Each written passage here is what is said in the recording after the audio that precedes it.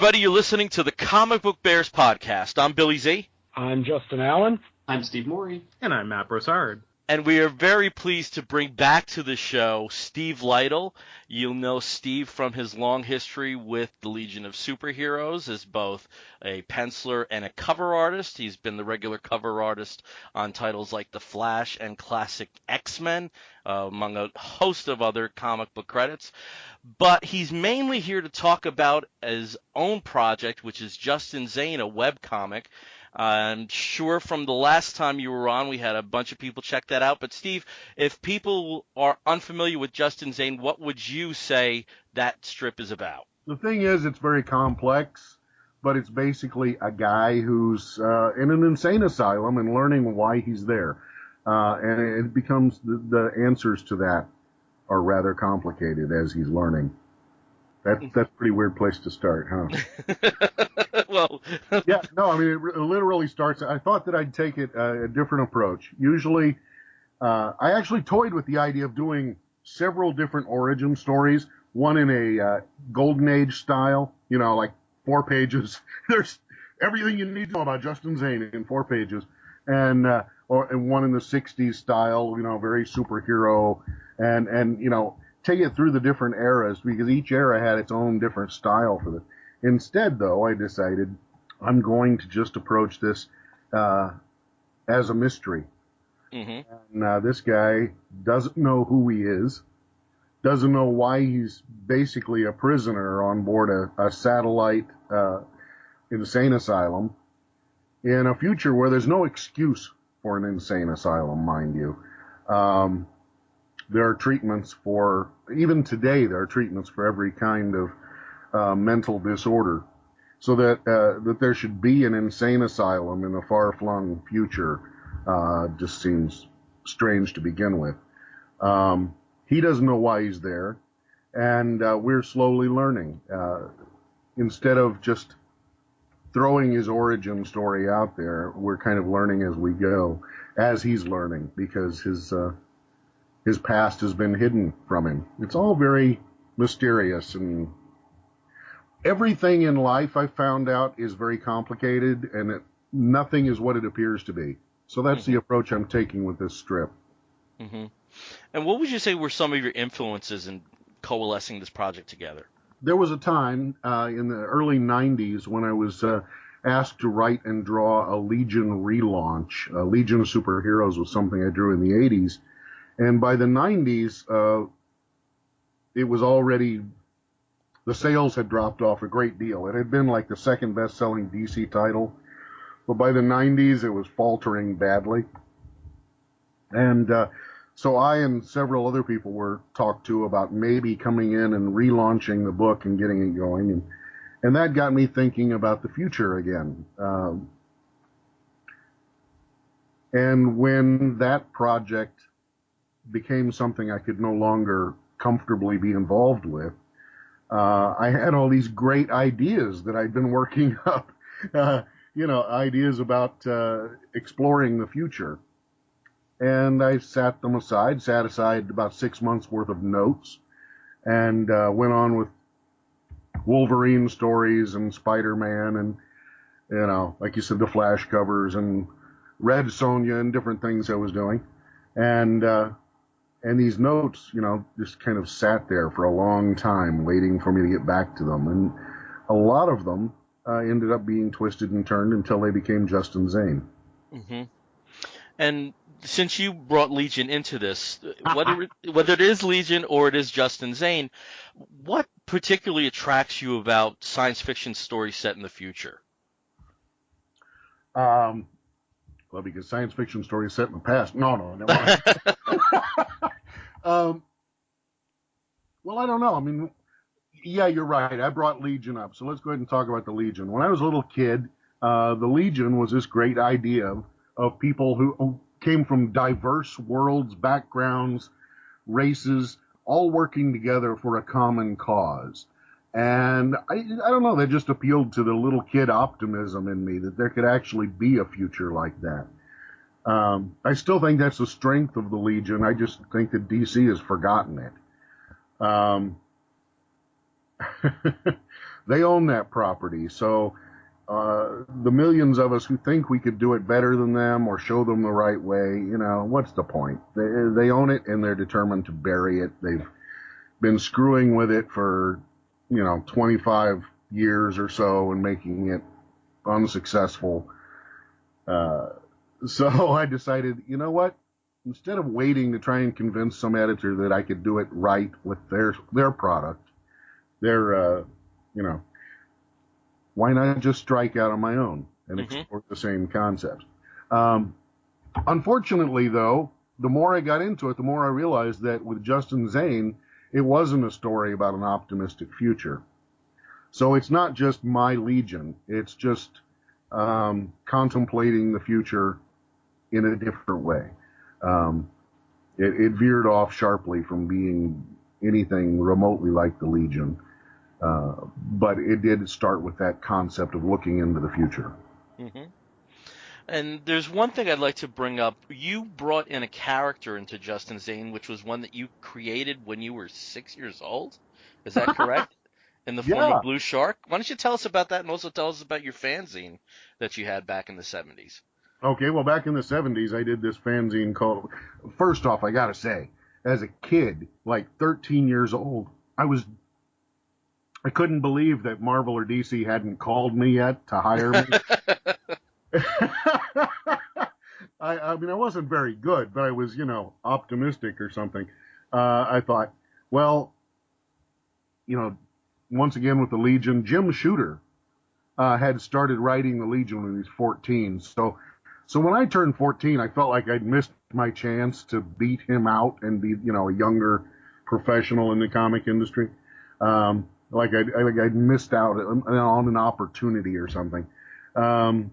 And by the time I was 15, I thought, well, if they're not going to come and call me to work for them, I'm going to do my own comic. And I started calling around trying to figure out how you do that.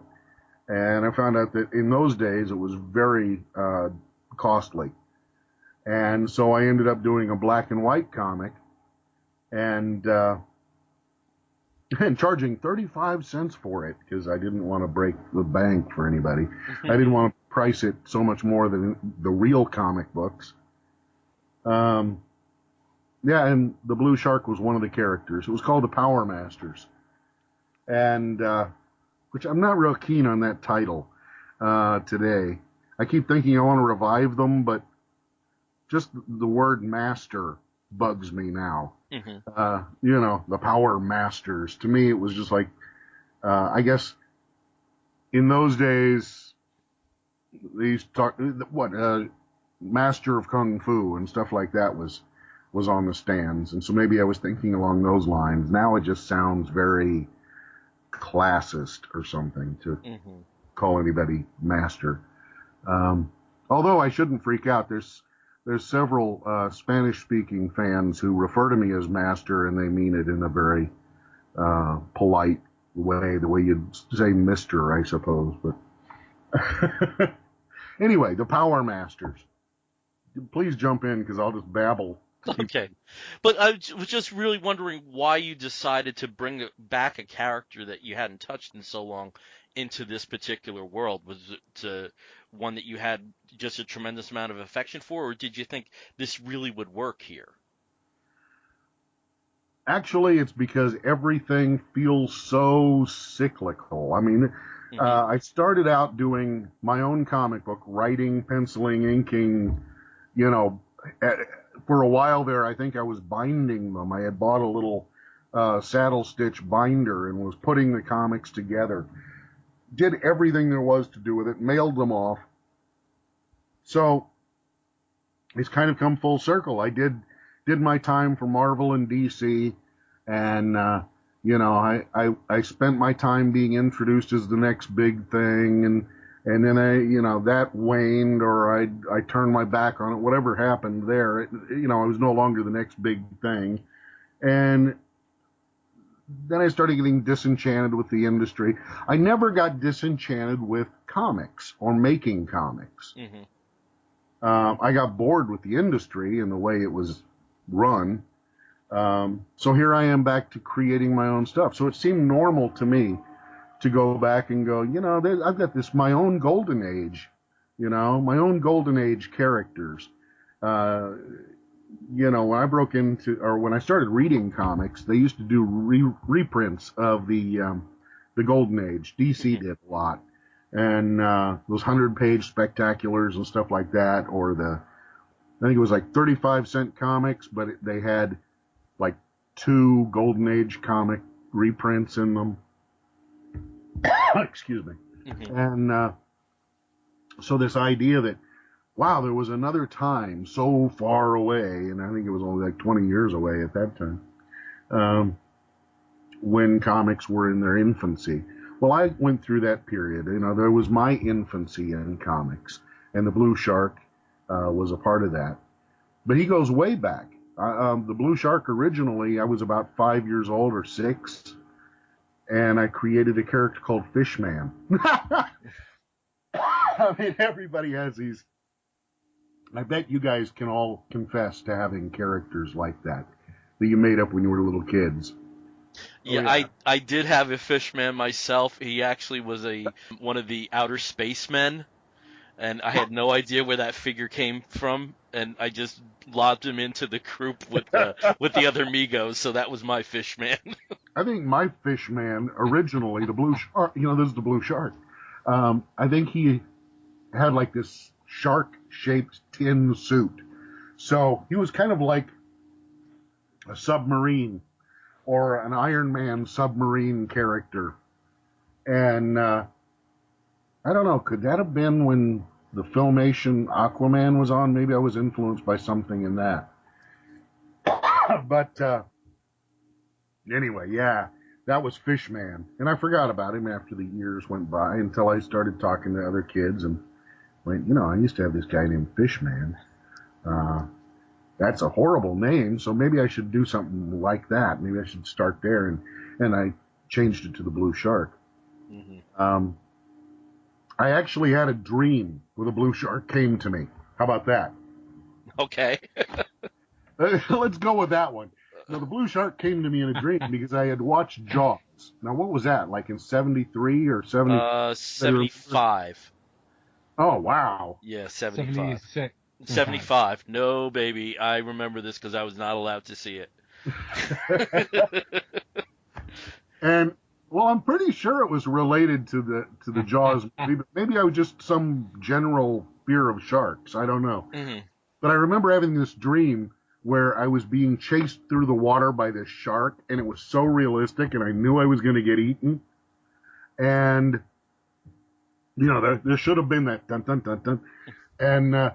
And at that moment in my dream, when I knew I was chum, I knew I was going to be just devoured, something in my head said, wait a minute, you're dreaming. This is just a dream. You don't have to get eaten. And at that point, it turned into like Super Friends. I was watching TV.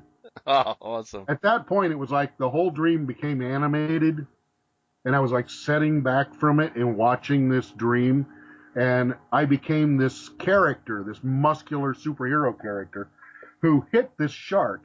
And the shark did a 180 out of the water, popped up out of the water after I hit it, and flew into the air. And, that was the Blue Shark. All right. I'm going to pass the interview baton over to our resident artist, Matt. Matt, what questions do you have for Steve? I'm curious about how changing technology has affected your process. I think the earliest work I've seen of yours from the 80s was probably all done with pen and ink on paper. I imagine that somewhere along the line you've transitioned to a much more digitally intensive process. But your work on Justin Zane still maintains that like high detail, flowing lines, really, really clean, swirling textures. So what is your process like these days? Like, how much of it is done on paper, if any? And where does the digital end of things come in? Most of it is still done on paper. I still prefer that. I don't know why. I'm stubborn. When I heard back in the 80s, this is my rambling mind, when I heard back in the 80s that they were saying, video game art, kids love video games, we should make comic books that look like video games, I thought, that is such a lame idea because you'll never be able to compete and do exactly what a video game does for a child. Right. Or gameplay or whatever their age. You're never going to be able to create a comic that hits all those nails on the head. So why not do what comics do best and forget about competing with video games? And I guess part of that stuck in my head all these years, the idea that yes, you can make everything look smooth and you can make everything look perfect. Brian Boland said that he could create better artwork on the computer than he could do by hand because that's he could surprising. zoom everything in and he could make sure that all the lines were perfect. And the more I hear about making things perfect, the more I think I appreciate rough edges. Sure. I just like, I like the bleed of the ink into the paper sometimes, Sometimes it frustrates me, but sometimes I just go, ooh, that's magic. It just happened, Do you struggle at all with still being able to buy the materials that you prefer? Because I've found, locally, I can't usually get the pens I like anymore. I have to keep switching papers back and forth because the demand for illustration products sort of at a semi-professional level in a city this size is pretty low now. And you can order things online, but it's really tough to experiment with art materials when you can't feel them in person. So what's your experience like with supplies lately? Well, probably the same as yours. I mean, it's frustrating. There's more stuff that's specifically targeted towards us now than there ever was. Right. Like now they've got pre-printed comic boards and all that junk. Right. With Blue Line, everything ruled off for you. And I don't know.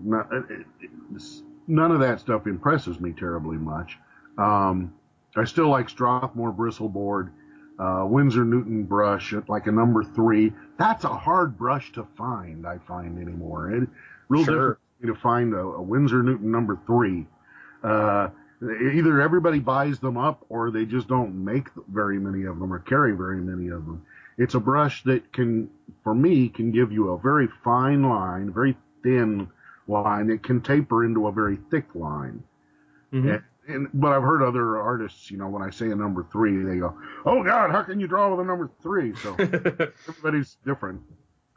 And I prefer to work with a pen, which is like sort of, it sounds horrible for, artists that are skilled enough to work with a brush. I've always found that that's like way beyond my ability when it comes to certain kinds of textures and lines. I just make a mess because I've never put in the serious hours it takes to perfect working with a brush. So I'm more of a pen guy myself, but and as I get older, you want to talk about frustration. I'm more frustrated with the fact that I used to have 20/20 vision, and now I squint and get, eye strain looking at the artboard and get closer and closer to it because, I'm sorry, but at 56 years old, that 20/20 vision is a memory. So one good thing about being able to scan your own art is I can make the artwork for Justin Zane any size I want. Mm-hmm.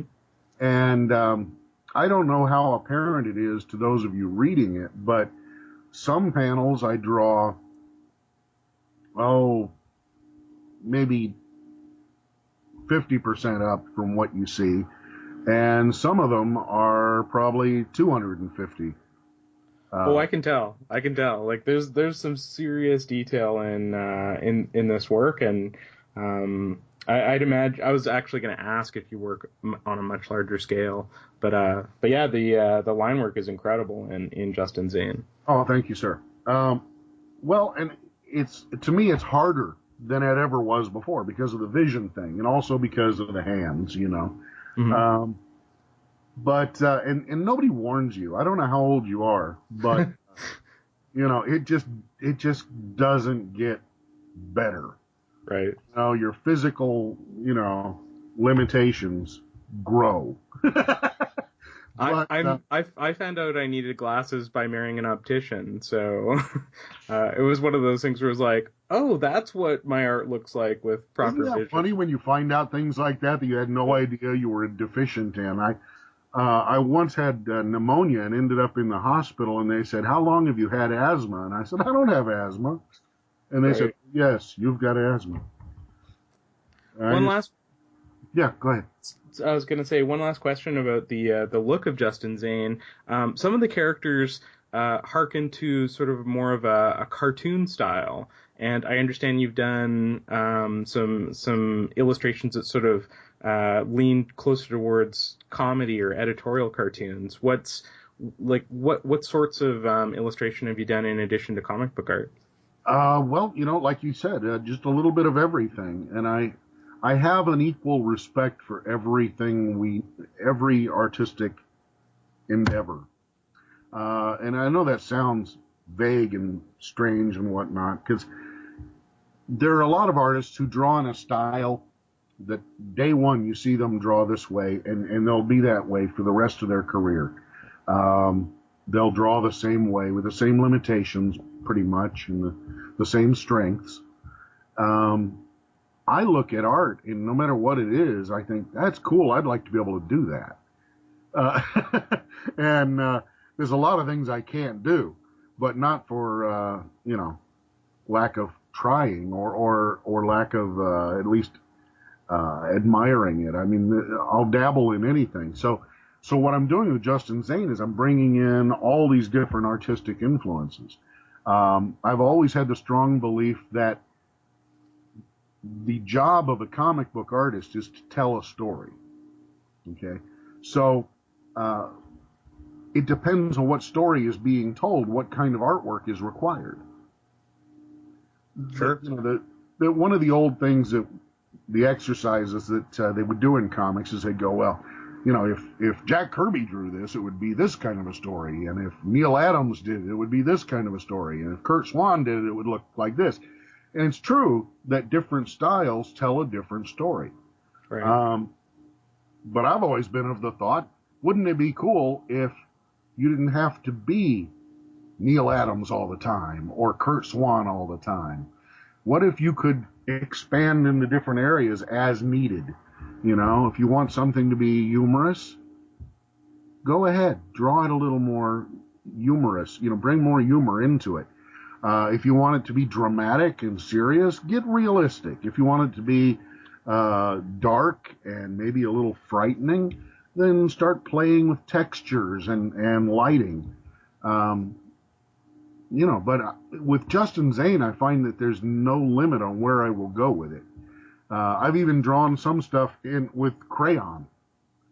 Yeah, I noticed parts like that. There's a couple pages where it's Justin Zane thinking about when he was a child. And I thought, well, these are his memories, these childhood memories. How about I draw them like a child would draw them? Very cool. So, I'm just having fun with it. And hopefully it comes across, and hopefully it helps tell the story. And that's the reason for changing the art styles, is to and I do it in the coloring, too, because since I'm wearing all the hats in this, then when it comes time to color it, I can use Dr. Martin's, old-fashioned. Remember, they used to always say Doc Martin's inks for color, and then the industry got away from that.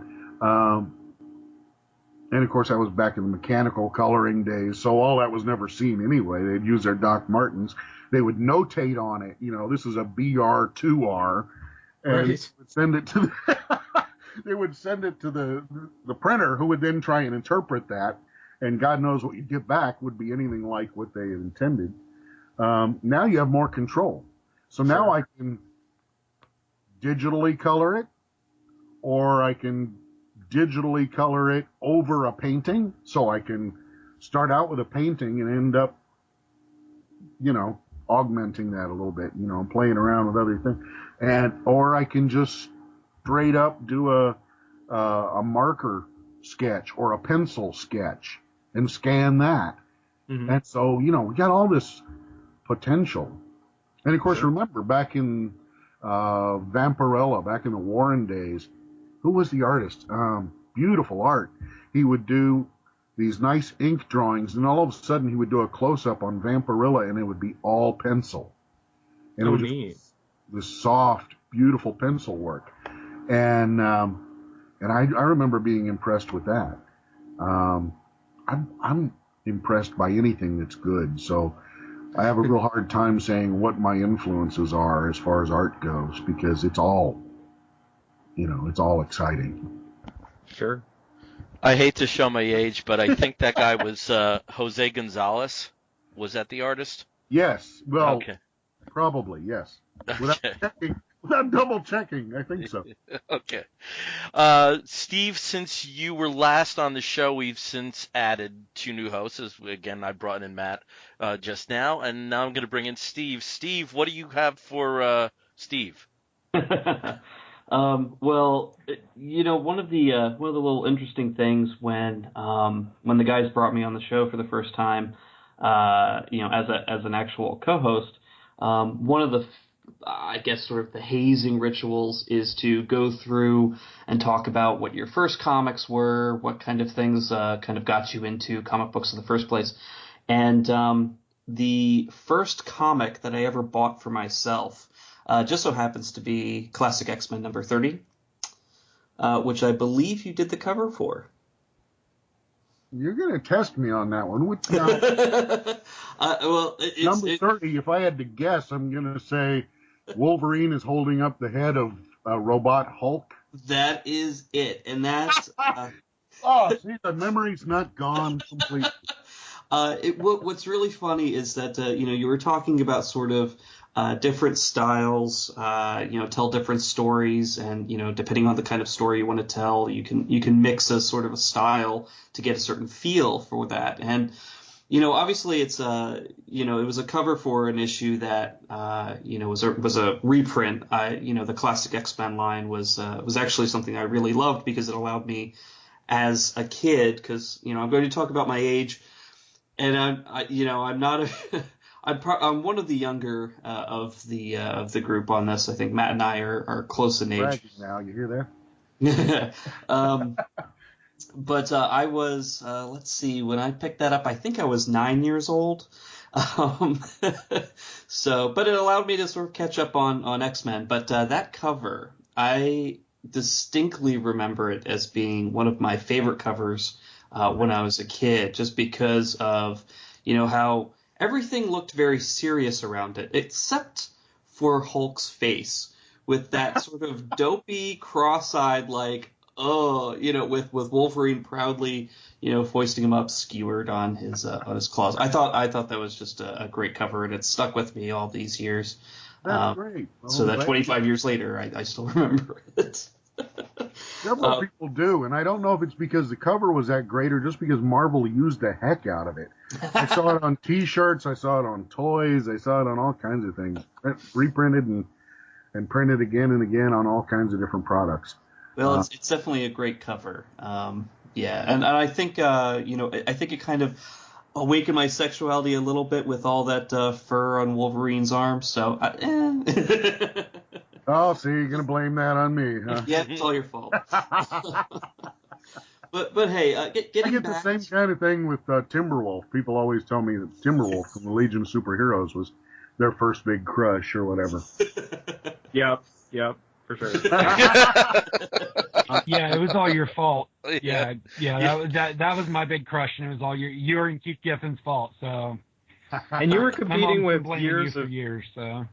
You were competing with years of He-Man to be my biggest influence to grow up to want man. So good job. Speaking of things with masters in the title, I guess Masters of the Universe. Masters of big about dudes in tiny pants. The word master just seems really creepy to me today. Well, it does when it involves dudes with bowl cuts and little furry underwear. But anyway, going back that haircut was horrible. What were they thinking? Oh gosh, yeah. No, it succeeded. So I always thought what they were thinking was it was an easy toy sculpt. There you go. Well, they did use the exact same body sculpt for I think half of the male figures anyway. But hey, going back to kind of your influences, I know you and Bill were talking about sort of the one of the things that you liked about the Legion and sort of the that type of sci-fi is sort of the optimism and the really cool gee whiz possibilities that are out there in the future. As you mentioned, I've got to say though, to clarify a little bit, that I'm not always attracted to that. I was with the Legion. I think it works within the confines of the Legion. That concept, it needs that. But no, I like the Blade Runner stuff. Philip K. Dick is my favorite probably science fiction author, and that poor guy couldn't write optimism if it meant his life. That is very true. Oh, well, but, and that's actually going along that line. Was there anything, any other sci-fi influence, maybe when you were younger, before you were, well, I mean, you started making comics at a young age, but, going into that field, one of the things that I've heard from a lot of other writers and artists is that, they had another possibility. If they didn't get into comics, they would have gone into, XYZ. Was there some kind of influence going along with sci-fi, and that type of, genre? Was there a time where you thought, if comics doesn't work out, I might go into something else like TV or just straight prose writing? Well, I've sarcastically said that my problem was I set my sights too low, because when I was a kid, my biggest goal was to get in comics. I wanted to be a comic book artist, and I would have been happy to do like 5-page backup stories in Detective or whatever. And if I'd never been any more well thought of than, God, I'm not going to say a name after that. But just think of any of those guys, the kind of considered hacks who did, those little short stories in the back of the thing. If I had never been thought of any better than that, I would have been happy, because that was all the goal I had. And I've often said, my problem is I should have aimed a lot higher. If I'd have said, well, I want to direct films, then maybe I'd have kept going at that instead of going into comics and going, okay, is this it? I think, though, seriously, if I was to do anything else, I could imagine going into music. Really? Not because I'm incredibly musically talented, but just because it's an interest of mine. How they used to make us do those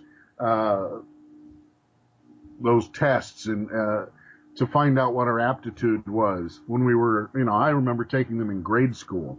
Mm-hmm. And my aptitude test came back, you should be a musician. And failing that, you should be an artist. Wow.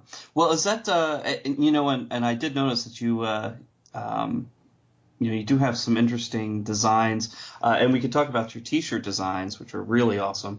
But some of your sketches that I've seen are related to the Beatles, and so it's interesting that you had that aptitude for music, because clearly there seems to be sort of a direction going back to music lately that I'm seeing in your work, and I think that I really think that's pretty cool. And I know Bill actually pointed it out. Part of my life. I mean, and just like art, I appreciate all kinds of music. But my little,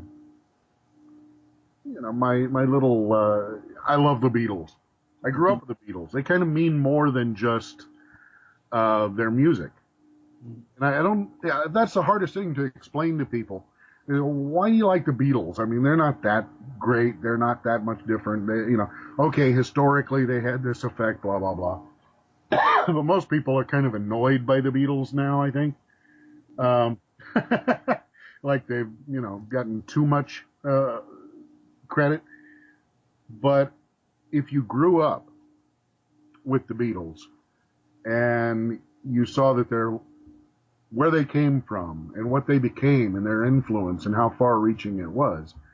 It's kind of an inspirational thing. they, so not to make this whole interview about the Beatles, but I think,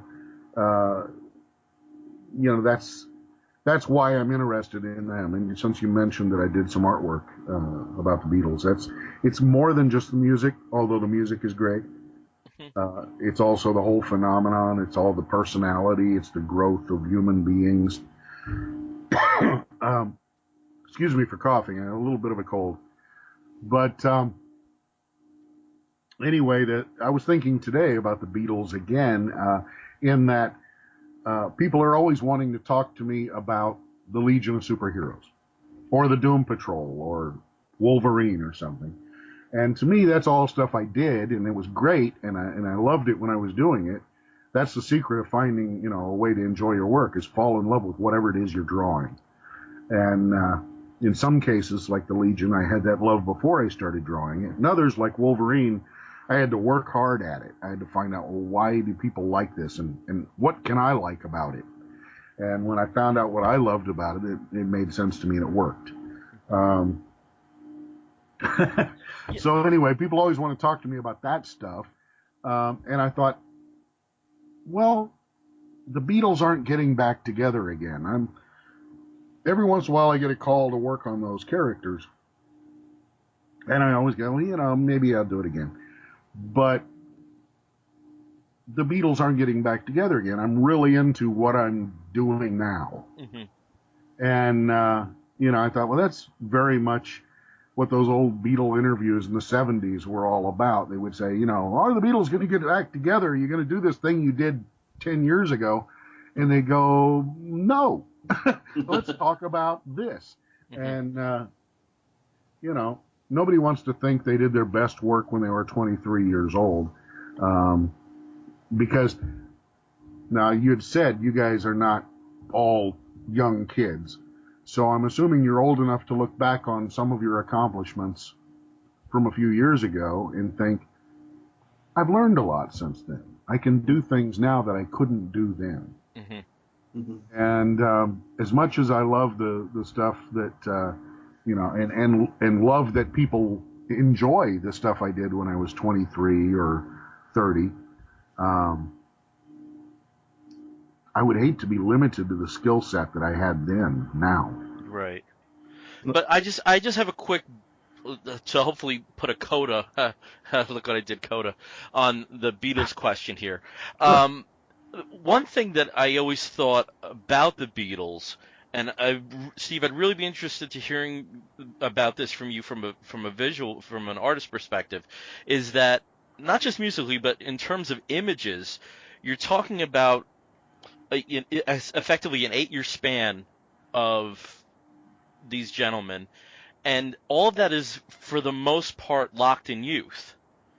And do you think maybe whether it is how potent some of these images are, because you can just Revolver evokes one particular mood, or Sgt. Pepper does, or the Al Brodak's Yellow Submarine images, but it all seems to be tied to men effectively still in their youth.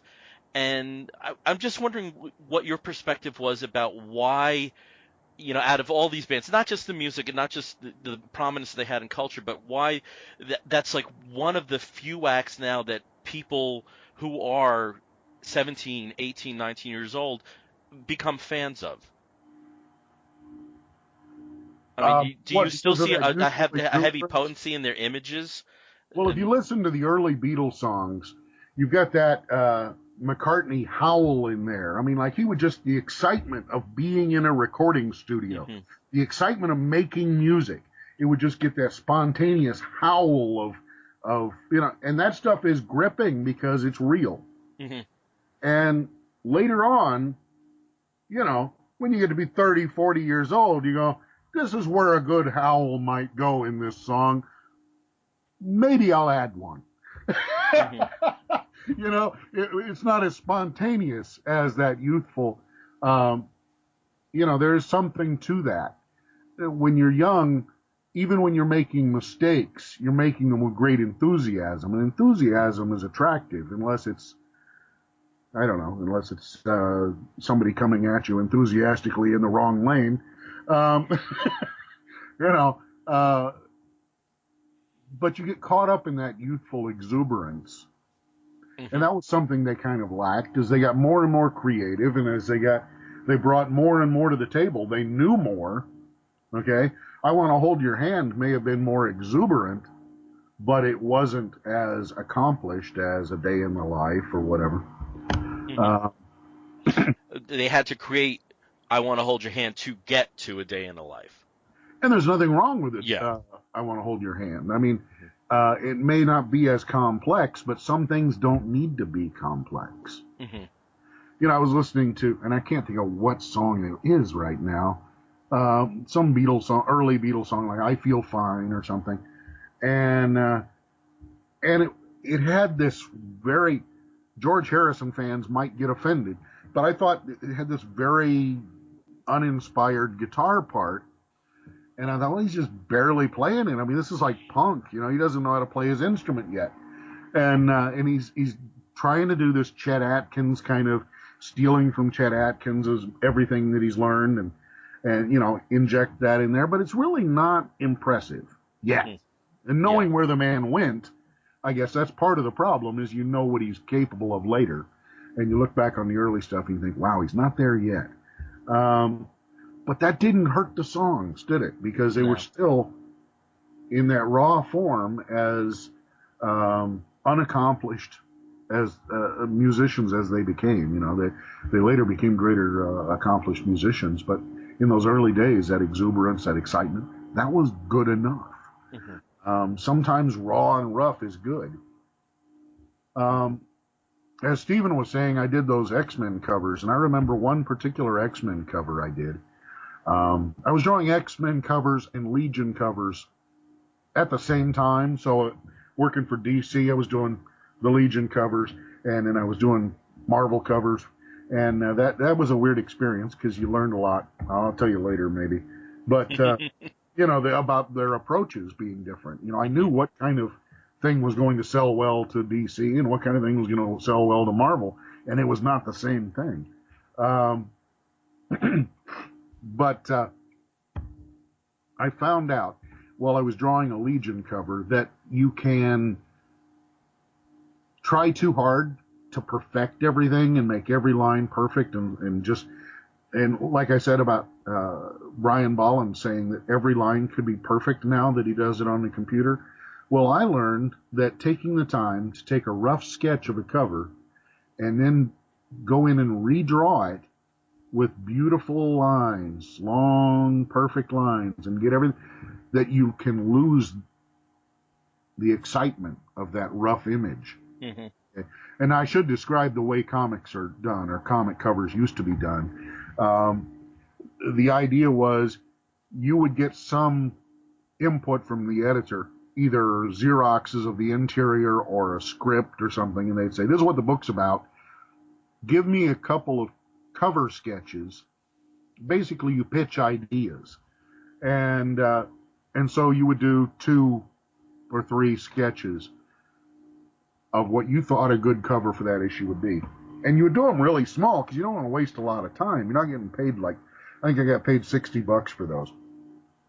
And it didn't matter how many you did. You still got $60 for the one they accepted. And so you just did real quick, 3x5 sketches. Mm-hmm. Sometimes those beautiful little 3x5 sketches had so much heart that you could lose it when you went to ink it, and you went for that, trying to get those beautiful Brian Bolland, lines, and get the perfect brush stroke. And I found on one particular cover I did for the Legion that I had lost everything that was cool about the original sketch because I'd overdrawn it by trying to perfect it. I'm really rambling here, but hang with me. Not a problem. Okay, so then I went to this X-Men cover, and I knew that it had to be very stark. That was the design, okay? It had to be very stark and high contrast. And I thought, I know me. I'm going to draw little lines. I'm going to put details in all of this. And I'm going to have fun drawing little details, and I'm going to lose this stark contrast. So I got out a laundry marker and I drew the cover sketch onto the Marvel art boards.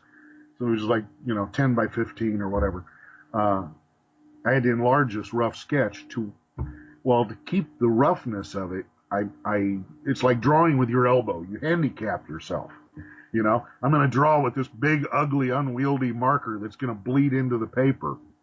So I can only get so much detail no matter what I do. And and it worked better. Sometimes rough works nicely. Mm-hmm. And everybody that was into punk music and everything can appreciate that. Yeah, you don't want to polish those too much. Right. Now, in terms of being a cover artist, you mostly inked yourself, correct? I think I started inking myself after I quit doing the interiors on the Legion. Mm-hmm. And I was doing covers exclusively, maybe, I don't know, or somewhere in there I started doing Doom Patrol and covers, and I decided that I would always ink my own covers. And I think that started right after, it might have been like issue 15 or 16 of the Legion. Mm-hmm. And I don't think there's been any exception since that I can remember. I don't remember anybody else inking another cover after that. There is a stupid story, if you want to hear it, about that. Oh, gee, twist my arm. Go ahead. Well, I started out in comics. I had these samples, and it was pencils, inks, everything. Like I said, I'd done the Power Masters comic. So I had attempted to do everything. So I showed them, this is what I can do. And I showed them everything I could do. And Jerry Ordway and Mike Macklin and these guys, they looked at it and they said, oh, you'll definitely get work as an inker. The problem is, since your inks are so good, they'll never believe you can pencil. So you want to get hired as a penciler, because once you're perceived as an inker, they'll never take you seriously as a penciler again. They said you get typecast. And so, I was fortunate because I got hired as a penciler. But then I couldn't get anybody to believe that I could ink. Because after I'd done a few issues of pencils with other people inking them, the editors just thought of me as a penciler. He obviously doesn't have the skills that an inker has. And so even though, no lesser artists than, Jerry Ordway and Mike Macklin had said, you're definitely a good inker, my editors were like, we don't know. Maybe someday down the line we'll give you a shot, but we're really under the gun. We don't have time. And so one day I just turned in a Legion cover, inked. They were waiting for the pencils, and it was like the pencils need to be in on Friday. So they got the pencils in on Friday with ink all over them because I'd gone ahead and inked it. And my editor said, don't ever do that again. Are you still there? Yeah, we're still here. Okay. We're just hanging on the words, that's all. And she said, don't ever do that again. That was just unforgivable. You just don't do that. And I said, well, you kept telling me next issue. And every time the next issue came, you said, no, we're under the gun. We don't have time. So I wanted to show you it could be done in the same amount of time. Yeah, but you just don't do that. So I was never going to draw ink another cover. I was pretty sure after that. And the next issue, they said, you pencil it, and Larry Maustat will ink it. So I turned it in, and 2 weeks later, I got a call from the same editor who said, never again, and she called me and said, Jan, we'd like you to ink this one because we really like your inks. And Okay, well, Justin's been pretty silent because he's been a little bit under the weather himself there, Steve. So, Justin, let me bring you in. Any questions you have for Steve there? No, actually, was curious a couple different things about your site now is on the how do you pronounce it? Is it Patreon or Patreon? Patreon. What made you go that route versus like a Kickstarter? Well, it's kind of the same thing. They're both crowdfunding. The idea being that you make a payment that you think it's worth or whatever. It's a voluntary payment thing. And it's similar, but I didn't want to go directly to print. I wanted to get this out there immediately as I was drawing it. And so with Patreon, the people that subscribe to that voluntarily, I should say, because most of the stuff that's on my Patreon site anybody can see. But those that want to help out, those that want to pay for what they're getting, can volunteer to pay. And it's very easy. You can pay $1 a month. You can pay $10 a month, $25 a month, depending on how enthusiastic you want to be about, making this comic happen. And you can discontinue any time that your finances get too complicated. If I can't pay $25 this month, then, lower it to $2 or $1 or discontinue it for a time. That's all completely within the power of the patrons. They make that decision themselves. And the only thing that freaks me out about Kickstarter campaigns is that, God, I would hate to do one and have it not work. That would be so sad. But it also means you're putting out a particular product at a particular time, and it's got it's a print product. And I don't want to do a bunch of books that I then have to try and find some distribution for. I don't want to be, it's already hard enough to wear all the hats I'm wearing, but then have to be the guy that contacts Diamond and this and that, or tries to give incentives to different stores to carry the book. That just seems like way too much stuff that's going to take me away from drawing. That make sense? Well, it sounds like this way, the route that you've gone is much more simpler and much more cost effective for you in the long run. I mean, it gives you more the time to devote to the work that you love to do versus the dollars and cents, the technical part of it. You at least get to spend your time doing the drawing and the inking and the scripting versus the calling the companies up and say, hey, please stock my books. Right. I mean, that's a different job. I see how that works. Different job with different skills, Yeah. You could be a full-time marketer. One of the things I did before comics was I worked for an advertising agency, and I would have to work up ads that would sell, that then telemarketers or whatever, these salesmen would then go and try and sell to different clients. Like, here's this ad done on spec by some schmuck in a cubicle. And I would have to come up with this ad to sell, I don't know, a pest control company or a hair salon. And I would come up with ad copy, and I would come up with drawings and all this stuff that I thought would make it, their product go. And then somebody would go and try and sell that. And sometimes they would buy it, and sometimes they wouldn't. It was a pain in the butt. I mean, I don't want to get stuck in sales. I want to draw. I want to create things, I want to tell stories. You're creative. You're not a sales. No, I mean, that's an entirely different job. One of the things I was looking at with Justin Zane is some of the and even through some of your other work, your faces are so detailed when it comes to like the emotions and things like that, and it kind of struck me. Especially the one panel of Justin Zane where he's just looking at something that it looks like he's angry yet scared at the same time. Almost looks like something out of like a horror type comic. Have you ever drawn a horror book, or would you be interested in doing some sort of like Lovecraft style story? Oh yeah. I did seriously consider adapting some Lovecraft and doing it as a self-published deal. For a while, I worked on a line of comics called Cross Plains. I don't know if you guys are familiar.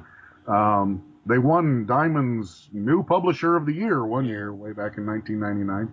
They put out a Red Sonja one-shot, right? Yep, and that was me. I co-wrote that with Roy Thomas. Okay. And I penciled and inked it, and my wife colored it. And it was the one best-selling book that they did. They told me, this is our first comic book that's turned a profit.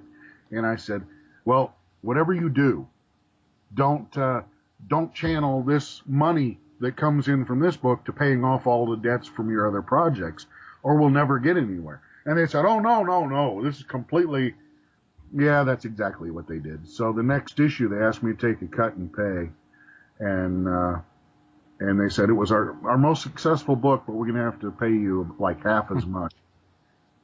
And so I had to say, no, I can't do that. But one of the things I did then was Robert E. Howard horror, and I edited a book for them. Believe it or not, I've done all this weird stuff.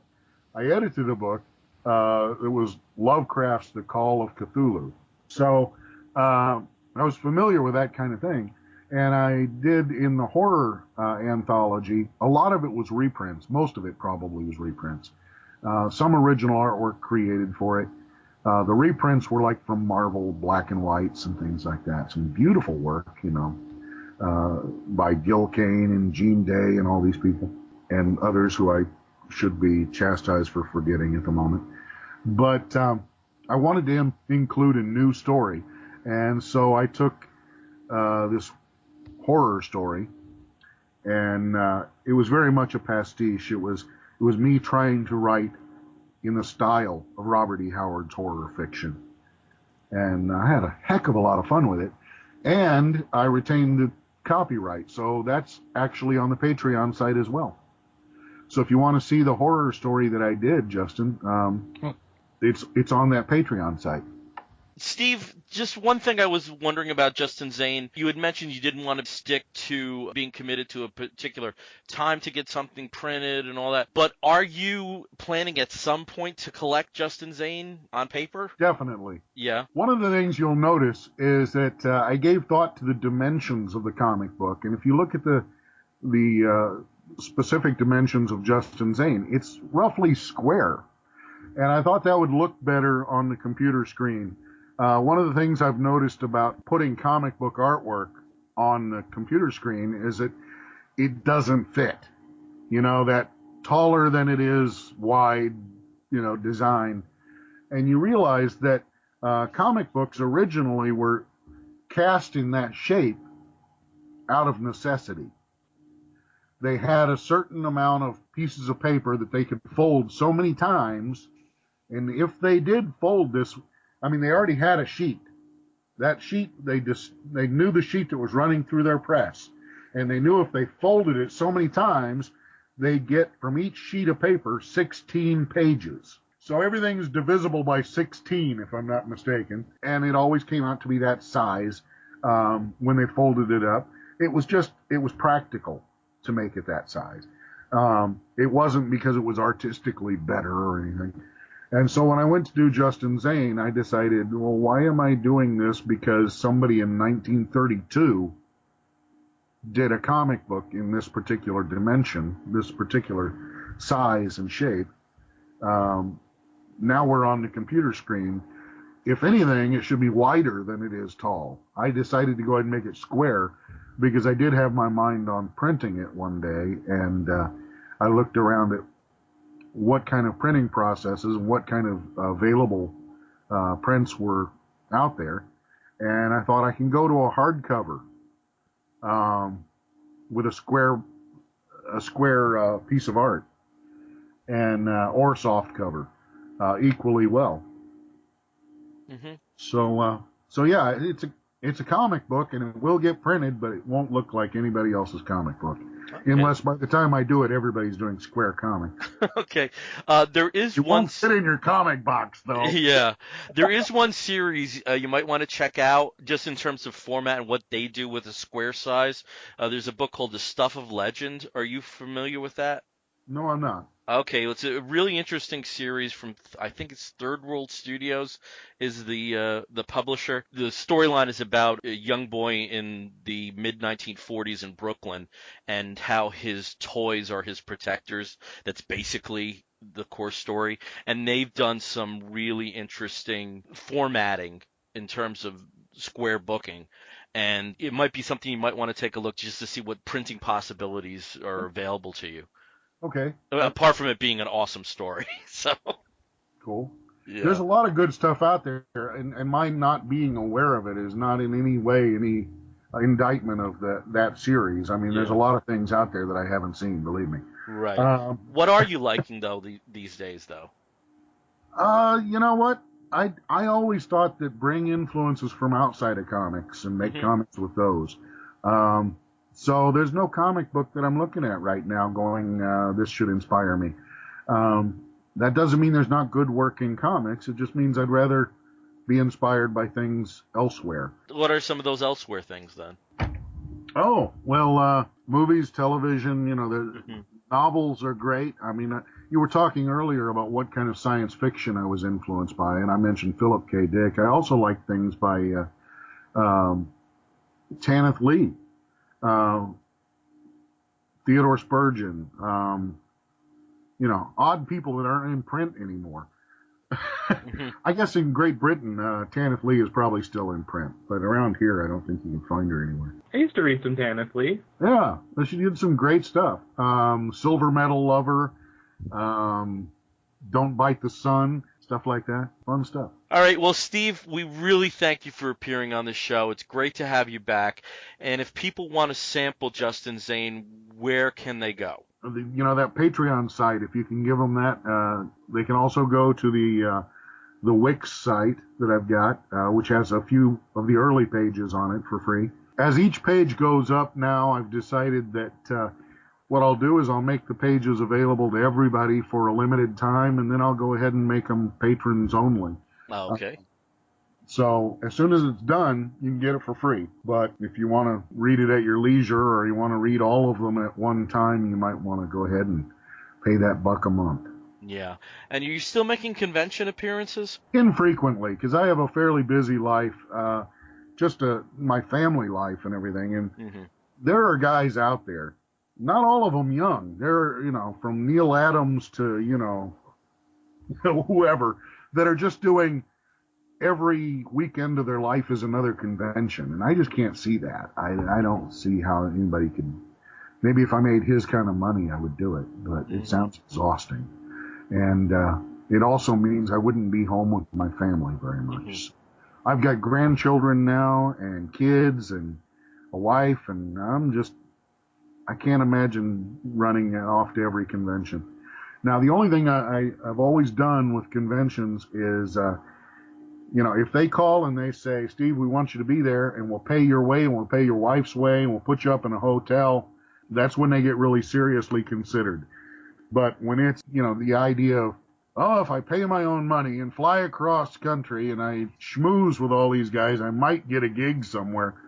I'm not that kind of guy. I don't want to play the politics of comic books. I'm not currently calling anybody at Marvel and DC and begging for work. I'm not looking to meet anybody that's going to pay me to do that stuff. So, investing my own money to go to conventions to schmooze and network just doesn't do it for me. I love seeing the fans, but I can limit that to maybe 2 or 3 conventions a year where I can get to them without too much expense. And yeah. Do you have a local show that you do no matter what, though, or? Well, the Kansas City Comic Con is good. I do that all the time. There's another one called Planet Comic Con I don't do. And I only mention that because everybody gets those two confused. So the Kansas City Comic Con is the one that you'll find me at. There's another small convention called the Free State Con in Lawrence, Kansas. Just because it's a small affair, it's fun. I tend to like the smaller conventions because you can talk to people and you don't feel like you're caught up in some kind of big business venture. Yeah. Well, one of my reasons for asking that is very selfishly, I think I can speak for everybody on this call, would just absolutely love to meet you in person. Oh, well, no. So maybe someday. Absolutely. Dinner or something sometime. Okay, Steve, thank you again so much, and best of continued luck with Justin Zane and anything else that you decide to put pen and paper to there. I wish I could draw a million different things at once. The biggest problem I have is finding time to do what I want to do. I'd love to do horror. I'd love to do superheroes. I'd love to do science fiction. I'd love to do comedy. I'd love to do humor strips that, these Katrina Felina started out as a humor strip character, reminiscent of like Betty Boop or something. And now she's a character in Justin Zane. I just wish I was 30 people. I wish I had, a whole staff of me to put to work in these projects. Okay, well, if we ever find what are they calling her now? Duplicate girl? What's the latest there now? I don't know. I was triad for a bit. Justin, where is she at right now? Duplicate damsel or triplicate Duplicate girl. Damsel, yeah. Duo damsel, triplicate girl. She Yeah. was duplicate damsel. Right, when she decided that. Region we're talking about. And now she can duplicate herself as much as she needs to now. So, or at least she did prior to. I don't know if she survived the Geffen Levitt's death squad or not. I'm not sure. But if we could crack her genome, Steve, then hopefully we can implant that in you, and we'd get those 30 versions of Steve Lightle. Hey, could I put a PS on this? Sure. I kind of thought, well, I'm going to be careful about not doing any spoilers. I don't want to tell people, what's going to happen in the book or, what this means or that means, because it's people are always telling me, oh, it's deep or it's got so many levels and whatnot. I don't know if they're right or not, but I still don't want to give too much away. I got one that I think Bill had said something about the blue shark, and then later mentioned this comic strip where a kid's childhood toys are his defenders. Okay, I got a spoiler for you. The blue shark was Justin Zane's best friend and his toy when he was a child. So when you see him appearing in the strip in Justin Zane's memories or his battles with Dr. Cranius, which I originally came up with the idea of doing Justin Zane as a comedy strip. So the idea of Dr. Cranius was originally just a big joke.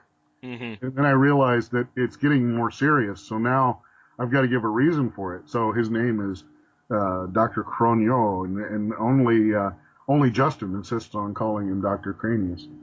But anyway, yeah, that's the blue shark. So the blue shark is from my past, and that works into the strip too, because he's also a memory from Justin Zane's childhood, which he's lost all his memories.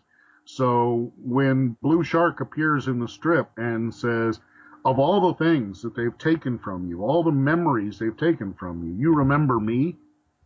Well, it isn't until many pages later that you find out that he's not talking about him as a superhero. He's talking about him as a toy. You didn't remember your mother, your father, your family, but you remember your imaginary friend, and you brought me into this. All right. It's a weird strip. There's a reason why it's called Justin Zane. If you have any comments or questions, ask them. Write him down. I mean, actually contact him about it, because he loves hearing the people's comments instead of just saying this was great or a simple like on a Facebook page.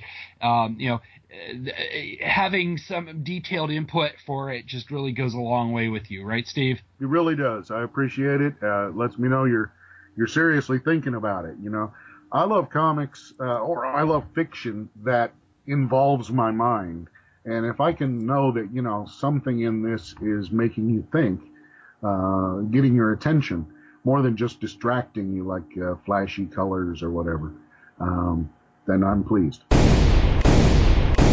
And we're back, and we're going to wrap up right now with the final segment of our show, which is the Woofs of the Week segment, or as I should say for Tom Anderson, the Woofs of the Week, after Drunk Bill made his appearance last week.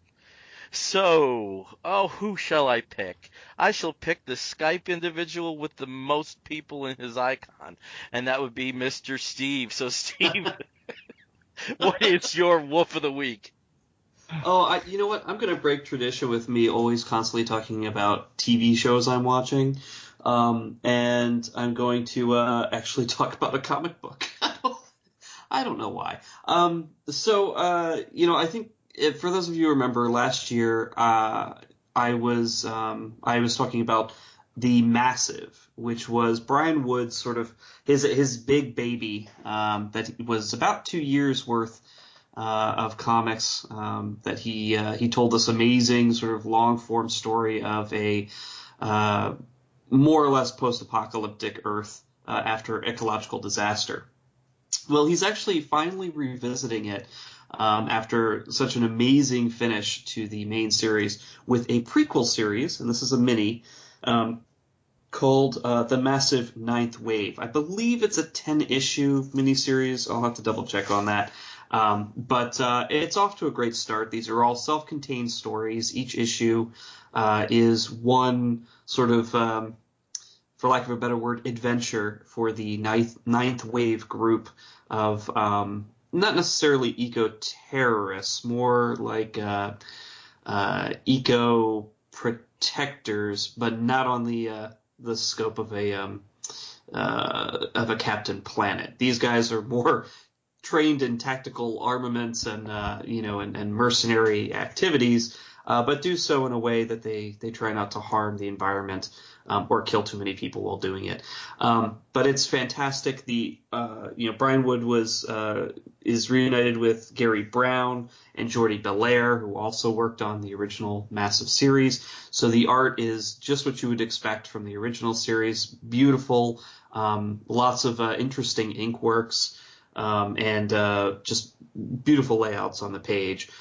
Stories are great. It has all the characters that made the original series so great, and getting to see them sort of before the disasters that sort of led to the end of the world happened.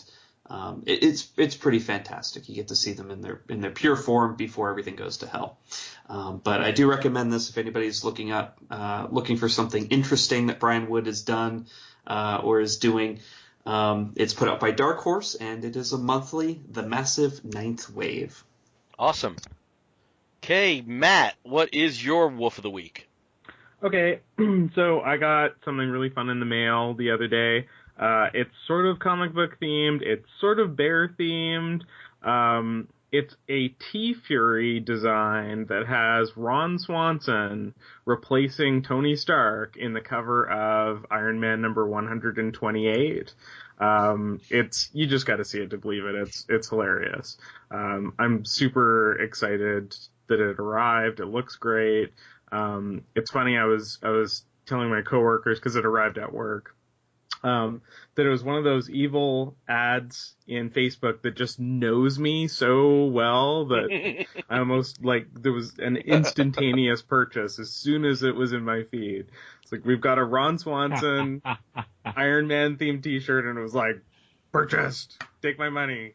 So, yeah, it's great. Okay. So I'm into t-shirts this week. Awesome. Justin, what is your Wolf of the Week? Or Wolf of the Week? My Wolf of the Week is, it's a movie that's coming out next month on March 8th. It's called You're Killing Me. And it is, the tagline is, George has a killer new boyfriend, but it might take a body count for him to shut up and notice. It's a little campy at times, but, when you're talking gay cinema, it's that's what you get. It's won a bunch of awards last year. International LGBT Film Festival, Shout, Inside Out, a bunch of things. It's got Mindy Cohn is like the big name, I guess, if you want to call it that. And there's a couple other people that you might notice, but it's the movie again. It's called You're Killing Me, and it is coming out on iTunes and video on demand on March 8th. Yeah, it's actually, and it's from Wolf Video. Okay, Wolf. Yeah, we get Wolf it. of the Week. Okay. Wolf of the Week. All right. My Wolf of the Week, I'm just saying Wolf of the Week. I'm done with the inflection there, is another podcast. Show of hands by voice here. How many of us here were riveted to the first season of Serial? Anybody? No one? I only saw the parody on Saturday Night Live, sorry. The parody was fantastic. Okay. Wow, okay. Well, I was riveted. I'm like a big true crime dude anyway. There is a companion podcast, and it also has download numbers in the millions, which is, I can't even conceive. It's the Undisclosed Podcast, and what this does is it takes an evidentiary analysis almost piece by piece by piece of Adnan Syed's case. And it's spearheaded by 3 lawyers, Rabia Chowdhury, who has actually been a family friend of the Syed family since she was a child, and with 2, one is a professor of law and the other is another attorney, Colin Miller and Susan Simpson. And I held off on this for as long as I could because when I went down the first serial season rabbit hole, that was a binge listen, but I held off as long as I could. But then I got into Undisclosed, and it's still continuing right now, not like Serial, which had its end, and now they're in the Bergdorf period on their second season. And if you do check out Undisclosed, they have the most imaginative merch you have ever seen. So it's a little strange given that this is a franchise, for lack of a better word, based around a murder and a controversial conviction, but the merch is awesome, and you have to check it out. So that is Undisclosed, the podcast, and you can find them at undisclosed-podcast.com. All right, we are going to wrap this one up. We are the Comic Book Bears podcast. You can find us on the Twitter and the Tumblr and Instagram as Comic Book Bears. You can find our Facebook page as Comic Book Bears Podcast. You can listen to us through iTunes, through Stitcher Radio, and through some other platforms. Just check out our Facebook page, and you can find that information there. And if you want to write to us, you can always do so by sending an email to comicbookbears@gmail.com. So until next week, I'm Billy Z. I'm Justin Allen. I'm Steve Moore. And I'm Matt Broussard. You're going to hear a woof and an explosion, and we'll be back again next week. Take care, everyone. Woof!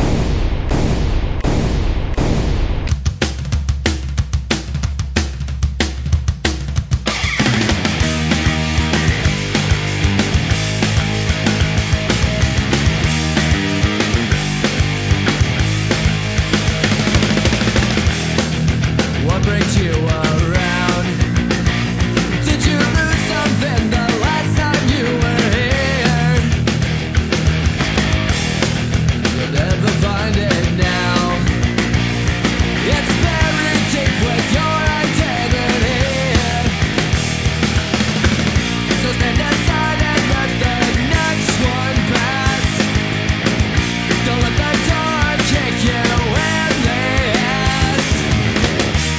There's no return from '86. There's no return from '86. There's no return from '86. There's no return from '86. Don't even try. Exit out the back. And never show your head around again. Purchase your ticket.